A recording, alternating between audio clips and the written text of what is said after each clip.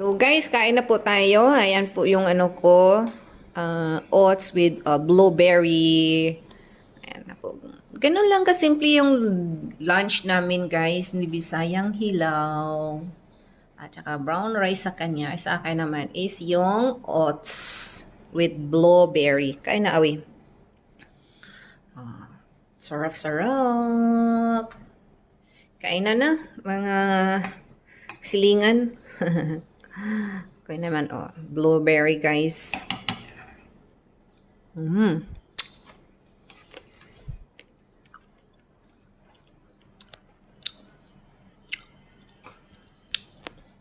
Ito egg. Luto sa microwave. Walang oil lahat ito guys. Oo, kasi hindi ko talaga siya prito o steam lahat ito. Steam. So thank you for watching. See you.